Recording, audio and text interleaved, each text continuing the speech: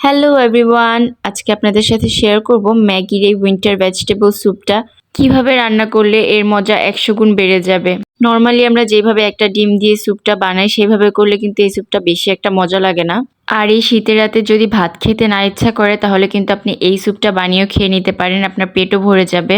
তো প্রথমে এখানে আমি স্যুপের বাটির পরিমাণে 2 বাটি পানি দিয়ে নিয়েছি, তারপরে দিয়েছি 3 পিস চিকেন আর অর্ধেক গাজর।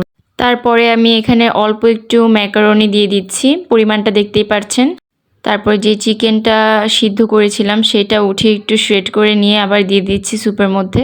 তারপরে আমি এখানে ক্যান মটরশুঁটি নিয়ে নিয়েছিলাম, আপনারা চাইলে ফ্রেশটাও নিতে পারেন। আর নিয়েছিলাম মাশরুম, আপনারা চাইলে কিন্তু এইগুলোর বদলে অন্যান্য সবজিও ইউজ করতে পারেন। তারপরে দিয়ে দিচ্ছি 1 কিউব বাটার। এখন আরও 1 বাটি পানিতে ম্যাগির যে স্যুপটা সেটা আমি ভালোভাবে মিক্স করে দিয়ে দিচ্ছি। আর একটা জিনিস খেয়াল রাখবেন, এখানে কিন্তু নুডলস ইউজ করবেন না, অবশ্যই ম্যাকারনি আর পাস্তা ইউজ করবেন। কারণ নুডলস দিলে কিন্তু স্যুপের টেক্সচারটা একদম থকথকে ঘন হয়ে যাবে, সেটা আমরা চাই না। আর আপনারা চাইলে কিন্তু এখানে বিভিন্ন টাইপসের উইন্টার ভেজিটেবলস ইউজ করতে পারেন, আমার কাছে ছিল না তাই আমি ইউজ করিনি। তারপরে আমি 2-3টা আস্ত কাঁচামরিচ দিয়ে দিয়েছি আর 1 চা চামচ পরিমাণ ভিনেগার দিয়ে দিয়েছিলাম। ভিনেগার দিলে কিন্তু টেস্টটা ভালো আসে।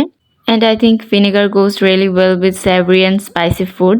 তারপরে যখন একদম বলক উঠতে থাকবে সেই মুহূর্তে আমরা একটা ডিম ফেটে দিয়ে দিব।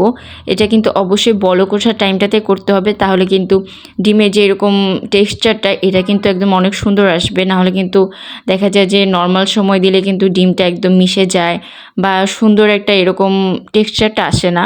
আর এই তো আমাদের গরম গরম স্যুপ রেডি। আর এইখানে কিন্তু আমি 3 জনের পরিমাণে করেছিলাম, কিন্তু দেখা গিয়েছে যে বেশিরভাগ স্যুপ আমি নিজেই খেয়ে ফেলেছি। মাশাআল্লাহ, এটা এত বেশি মজা হয়েছে। আর চিকেন, সবজি, মাশরুম একদম ভরপুর ছিল, যেটা খেয়ে একদম পেটও ভরে গিয়েছিল আমার। আর পেট ভরলেও কি হবে, মানে এই স্যুপটা আপনি যখন খাওয়া শুরু করবেন নিজেকে আর খাওয়া থেকে থামাতে পারবেন না। এইটা এত বেশি মজা হয় যে বলার বাইরে। আর আরহামকে তো আমি স্যুপ খাওয়াতেই পারি না, ও সেদিন খেয়ে বলছিল স্যুপটা অনেক মজা হয়েছে।